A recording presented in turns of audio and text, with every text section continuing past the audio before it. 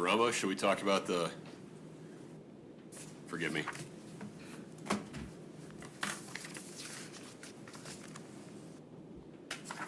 Motion to suppress electronic data.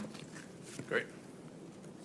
So I looked at the cases you cited and the cases they cite, and I acknowledge that there seems to be growing suspicion about broad warrants to seize and search all of the layers of electronic data, maybe better stated surveillance, that our personal mobile devices are collecting about our movements and activities. But all of those cases then turn the corner to say, in these broad categories of cases, these broad searches are entirely appropriate. CSAM, drug distribution, chief among them. This seems analogous to the drug distribution cases, where we have a broad investigation into a multi-element, complicated crime, aggravated murder involving pecuniary gain and administration of poison. Why isn't this case like the drug distribution cases in which broad warrants for comprehensive downloads of mobile devices are found appropriate? I think it's very, very clear that when you have a drug distribution case, that phone is their mobile assistant to get everything done. But this case involves an element of that. It involves an element, but she was not being investigated for these drug distribution cases. And when we're talking drug distribution, we're not talking, Judge, about cases where I'm at a party and I call somebody, hey, go grab me some dope, and they come over. Well, these drug distribution... A lot of times in the Salt Lake Valley, that's exactly what they're serving warrants about. I would disagree. I would say that the distribution that they're investigating at that point, when they get to that individual, they have already gone through multiple layers to identify that that one individual who is distributing a bunch of drugs has come up on the radar multiple times. They have a wire, or they have pole cams, or they're following them. It's a full-on assault on, hey, we know you have two phones. We know you're using both of them. We know that when you turn off one of them, you're turning on another, and you're calling the same individuals. There is a method to that madness. Here, yeah, they found out, or they believe they find information that she was communicating with one individual about fentanyl. They are very capable, and they do so in their affidavits. They indicate their concerns and who it is, so they have a phone number, they have a time frame, and they know what they're searching for in terms of what type of drugs. To say that because that happened, or because they have that information, that they could then go into Ms. Richins' entire phone, that's a huge step, Judge. What's more concerning to me, Your Honor, is that, go ahead. Well, that's not the only thing they're investigating, right? No, and I'm just, to be clear, I'm just responding to Your Honor's question. So I understand your response there, but in addition to securing fentanyl, they're investigating the pecuniary gain piece. They're also comparing the statements that Ms. Richins made at the scene on the evening of Eric's death to activity that occurred on the phone around the same time. That includes accelerometer data, searches, location, activity on the phone, whether it was being manipulated. These are all fitting into those 11 buckets of information that are in each of the warrants. This is where I'm concerned with this, Judge.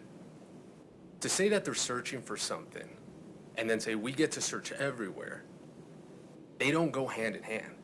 What I mean by that is if they're saying that they're searching to cross-reference what she said that night, they have the full capability of only searching for that. Rule 40 provides that when the search warrant is returned, that they must list exactly what they did, what they obtained, specific to that warrant. They didn't do that here, and they could have. They could have. Forgive me, I didn't see the, It just indicates one extraction. okay, right. There's no detail.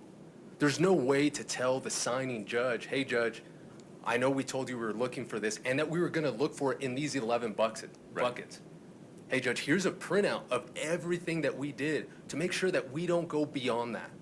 Don't these 11 buckets, though, describe the entirety of the data available on an iPhone Pro, for example? That's kind of the problem, Okay. right? And this isn't what's, so I go back to Leon, where it gives us the exceptions, right? And, oh, well, you know what? If it's good faith, even in Leon, though, Judge, specifically, I think it was Judge, in the concurrence, Judge Blackman indicated, and I'll quote here, page 928 of Leon, if it should emerge from experience that, contrary to our expectations, the good faith exception to the exclusionary rule results in a material change in police compliance with the Fourth Amendment, we shall have to reconsider what we have undertaken here. The logic of a decision that rests on untested predictions about police conduct demands no less. If a single principle may be drawn from this court's exclusionary rule decisions from Weeks through Mapp to the decisions handed down today, it is that the scope of the exclusionary rule is subject to change in light of changing judicial understanding about the effects of the rule outside of the confines of the courtroom. It is incumbent on the nation's law enforcement officers who must continue to observe the Fourth Amendment in the wake of today's decision to recognize the double-edged nature of that principle. Judge, this was written in '85. We're in a wholly different world. Wholly different. And what's most concerning is that when the affidavit is being written, they specify what they're looking for, and they know they have the ability to limit their search into a phone to that. It is possible. Well, hold on. They know the crime they're investigating. They know the potential elements of that crime. They have identified among the sources of evidence of whether that crime has occurred a mobile device belonging to the defendant that, based upon sworn statements in the probable cause, records at least 11 categories of potentially relevant information. They don't know what the information actually is, but they provide probable cause for why those 11 categories are likely to be, or support a reasonable belief that they would be, in the parlance of probable cause, show whether the crime was committed. I'll take issue with that, and this is why. To put up 11 broad categories and say, we know they exist and we know they're there. We don't know what's inside, but we know what we're looking for. That's a broad stroke because they know that within each of those boxes, those 11 categories, there's more. And they know that they can parse out even more. As an example, if they're looking for GPS locations, there's no reason why they need to go through the entire history of that phone from the moment it was turned on until shortly before the first time they believe that Ms. Richins met. So I acknowledge this argument, and I looked at it hard. It seems that Fuller and Hoffman lean at least in part on the inherent limitation of the criminal conduct being investigated as the limiting principle for what you just described. Correct. Where you're investigating aggravated murder, you are not entitled to be searching for within the phone evidence of, I'm trying to come up with something completely different, failure to keep a dog restrained under county code. So there seems to be, in the cases, Fuller and Hoffman included, a recognition that the criminal conduct listed in the application for the search warrant, including the probable cause statement, acts as an inherent limitation on the scope of the warrant. Would you disagree? No, I agree. Okay. The problem is that any crime within digital media can give you access to the entire phone if we go down that road. The reason that these cases are very unique is because we know that those crimes with CSAM, they require the phone to create these images, to distribute the images, to store the images. Well, maybe. There's a potential, for example, if someone has CSAM on their laptop, there is a reasonable belief, given what we know about these cases, there may be related evidence on the mobile device. There. I would agree with that. Yeah. But for example, taking your, if for some reason a judicial, there was a warrant signed by a judge saying you can go into the phone to search for whether or not this individual kept a leash on the dog. No, I agree. So Right? there, the elements of that crime are so specific and so narrow Right. that I don't understand why I would be searching a phone there. There, I think you have a much stronger argument, like, what are you really asking for? You're really asking just to find out if they were in a specific location at a specific time. But aggravated murder is far more multi-layered and multifaceted. Yes and no, because you're limited temporally. True?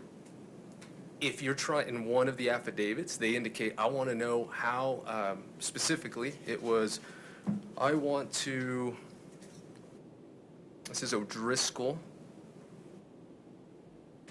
Due to the contradiction of facts between the medical examiner's findings and statements made by Kouri the night of her husband's death, and due to the deleted messages, Right? night of the death, and statements, I'm seeking to find out how Eric ingested the fentanyl. So starting there. So perhaps a message between someone, specifically the CB. Forgive me, which warrant specifically? Oh, I apologize. It is warrant ending 151. So that's Exhibit 9, right? I believe so. The white Apple iPhone 13. And it's page 3.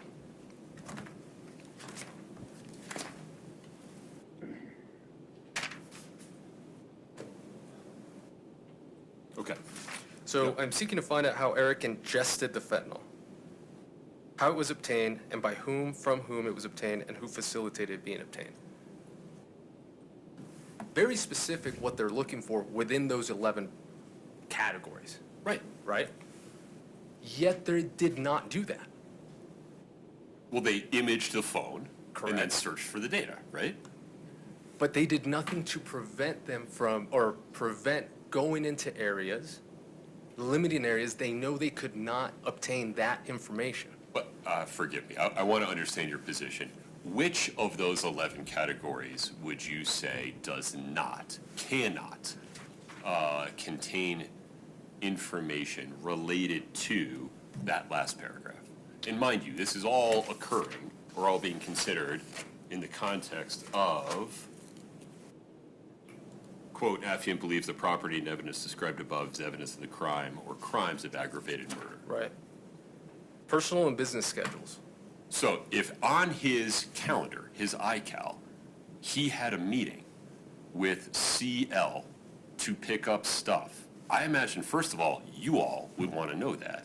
And so would the state as potentially exculpatory evidence. So personal and business schedules. To tell me how he ingested it on his business schedule. Yeah, but respond to the example I just gave you. That's relevant information. It is information regarding what a person was doing or where they were going on a specific day and time. Let me answer this. So your question, to make sure I get it clear, because I think I confused two of them. You want to know, you're saying that I would consider it relevant where he was if he met with CB on a certain date. I think it's CL, but nonetheless. Sorry, I thought you Yeah. said CB. Correct? Yeah. Okay. And You're asking if I think that's relevant. Well, I think an investigating officer certainly would. It's potentially exculpatory information if Eric is meeting with that person on a certain day and time. So, for example, going there, it indicates I'm seeking to find out how Eric, I don't believe the schedule would indicate how, From whom? it was, how it was obtained, by whom, from whom it was obtained. When I look at the by whom, from whom it was obtained, I go back to the immediate paragraph, which indicates that they knew at that point that it was CB or CL that had provided the fentanyl, the alleged fentanyl. So when you look at a business schedule or a personal schedule, if I'm looking at my entire phone, then you would think that you would be able to just search, did I meet with CL? You could limit the search to that. I understand your position, but I don't see anywhere in the case law where law enforcement is required to proceed in baby steps like that, rather than being able to proceed under probable cause to secure and search sources of information that are likely to have evidence of the crime described in the affidavit for search warrant. And part of that process necessarily requires comparing one body of information to another body of information to see where there are consistencies, connections, or inconsistencies to draw a map of the whole universe of evidence over time. And here, given the limitation regarding investigation of aggravated murder, given the potential for relevant, either inculpatory or exculpatory information being found in each of those 11 categories of information described, and I believe it's the same 11 for all 4 warrants, correct? It is. It did not change. Correct. And given the discussion in Fuller and Hoffman, I just don't see, one, that these are insufficiently particular or overbroad on their face, and certainly not that the executing law enforcement officers should have realized that they were. Candidly, I think the real problem is the law simply hasn't caught up to the fact that devices are surveilling us 24 hours a day. Correct. And I think I guess my biggest issue with this is that we know, judges know, hopefully, that when they review this and they're being asked permission to go into, after the 10, number 11, all other digital activity. What in that phone is not digital activity? Right. It makes no sense. I agree with you, and that judges are signing these. Their expectation is that the phone will be forensically downloaded in its entirety. And if that's the case, that is a big problem. I think it would be a big problem for investigation of a unrestrained pet. I'm not sure it's a big problem in an investigation of aggravated murder that includes elements of pecuniary gain and administration of poison. And I fully understand that. I think that the issue that I have, going back to the all other digital activity, is we have this vast amount of this technological advancement. And what we are doing right now is using that to our advantage when we deem fit, so we know that we can extract the entire, as Your Honor said, mirror the entire image, yet our courts know and we know that they do not need to do that, that they can, when they're going into that phone, limit their search. It might be very narrow. It could be broader. The point here is that the affiant is saying, I need these specific things. I know when things happen. I know that I can limit myself in going into this phone, that there are privacy concerns. But then a signing judge says, it's okay. Just go into the whole phone. That warrant was signed in 2 minutes after it was issued to the judge. Now, in fairness, it's not the first time I think that judge had seen that probable cause statement. Let's be careful here, right? Given the dates. Well, we have the first one that is ending You have to understand that judges are on signing duty for days at a time, and so when you've seen the probable cause statement on Monday, you know what it says, except for the last paragraph when they add stuff on the fourth day. So if it takes you 30 minutes the first time, it doesn't take you 30 minutes the second time. Okay, I just don't want there to be many misunderstandings that people are fast-forwarding to the end and approving the warrant. well, I want to make sure, we had a couple of different judges, but Truth, point. yeah. I'll end it with this. Regardless if it was 2 minutes or not, the judges have the ability to limit the scope. They know they can limit the scope. The affiant is requesting that scope, that for a very limited scope, no changes are made whatsoever.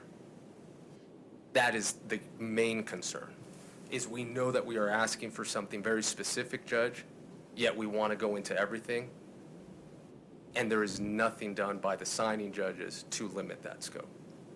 I think you've preserved that argument. Pause for just a second. Sure. The relief requested is an order suppressing, quote, all evidence obtained from the search of defendant's cell phone and Apple user IDs pursuant to search warrants. Is there and if your answer today is not prejudicial to you thinking about it and coming back, but Sure. is there a specific piece that you would say they have seized or offered as potential evidence of something in this case that is outside the scope of an investigation of aggravated murder? Because that limitation has to mean something. I mean, the majority of what's been provided, because again, we have a mirror image. Right. So I think the things that they're going to use, that the state is going to use in their prosecution related to this is very, very minor. Okay. Yet, they've used information to gain insight into Miss Richins' life. Well, part of that was necessary given the financial before and after or financial status quo considerations. Sure. I would note that and I know Your Honor has indicated it, I think, twice or three times now, the financial aspect. I want to be clear. So is Your Honor referring to the motive? Well, one is, I think Or under the what the statute, one of statute, the the element? aggravating factors would Okay. be for pecuniary gain. Got it. And the only I thing, think two are alleged here in the information, for pecuniary gain and Yeah. by administration of poison. correct. Yeah. So for pecuniary gain, I don't believe in any of the affidavits that I saw. Because I would agree under, I believe it was Norris. The court indicated that if the crime permeated, that is much more difficult for the defense in this argument when it comes down to the financial portion of it. Right. The affidavits I've seen, the only time that something like that's referenced is in regards to her changing an individual on the life insurance, Right. which was in the same affidavit indicating that that was then confirmed not to have happened. I do want to make that very specific, carve that out. I believe that the financial side of things would possibly get us to Norris, and we would be in a very difficult position as it relates to aggravated murder. Understanding the gravity of the crime, I don't believe that the information or the evidence that they were seeking allowed them to go beyond a very limited, very specific portion of the phone. And by that, I mean time. It could be the day leading up to the murder, the alleged murder, after, in terms of covering up, because they mentioned that in the affidavit. Right. And then broader, the February 14th, procuring the alleged fentanyl. So take it out of the facts of this case, though. Yeah. Look, imagine a hypothetical Sure. aggravated murder case. The same probable cause statements, the same forensic download of the entire phone, and during a keyword search for certain things, they find a string of communications between defendant and a co-conspirator, dating back a year, and they find location information and some calendar entries that corroborate that these two people were meeting and communicating. Now, this is stuff they did not know when investigating, when submitting the motion. The original affidavit. Warrant. Sure. But it is evidence relevant to the crime of aggravated murder, in Right. my hypothetical. Right. That wouldn't be a problem, correct? I don't think so, because as you indicated, they would have searched. They would have searched for a specific term. Right. Now, is there any indication, I mean, this is a lot of data, we're going to hear from their expert at trial, but I imagine some similar process went through. Nobody paged through all the data. I don't see any indication of that. I don't believe the issue is whether or not they paged through it. Is that when they went to copy this whole thing, Right. they copied all pages instead of just one, Okay. or limited to search terms, which they could have done. Well, in my hypothetical, they do what they did here Correct. and do the search on the Correct. back end. Yeah. Correct. Yeah, I so for understand, example, yeah. in this, taking your hypothetical here, if they were to search for deleted data, there is a very simple checkbox that you said, hey, all deleted data, spit me out a report. We'd have no problem with that, Okay. because that's what they were asking for. And it's very easy for them to know if data has been deleted and whether it can be recovered. Okay. I understand your position. Okay, I don't think I have anything else. Okay. Let me ask Mr. Bloodworth just a question. Thank you, Judge. Mr. Bloodworth, I'm inclined to deny defendant's motion to suppress electronic data, docket 745, as briefed and are the circumstances as I understand them today. However, I acknowledge that in the abstract, it's possible that the investigating authorities' journey through the forensic downloads of the phones exceeds the scope of a reasonable investigation of aggravated murder. Would you acknowledge that if that evidence were to come to light, Mr. Ramos would be within his right to come back with a more specific motion to say, wait a minute, they had no basis to search for that stuff? For CSAM, for example.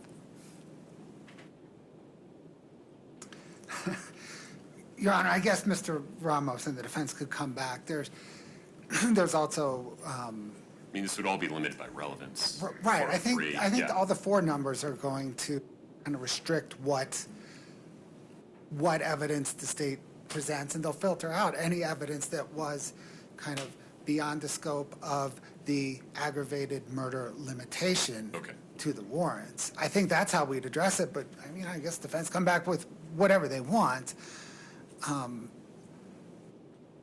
Yeah, I don't want to say too much because the court said they were inclined to No, I deny. understand.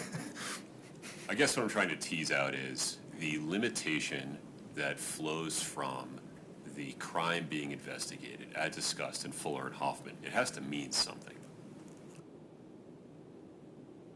Yes, Your Honor, I agree, it does mean something. Okay. And I think, I guess to the court's point, that its meaning grounds in how investigators either search the material, or maybe the better point is how the state uses the material. Understood.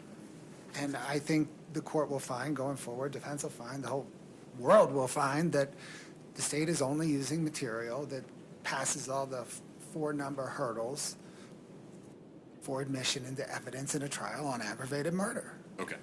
I understand the state's position.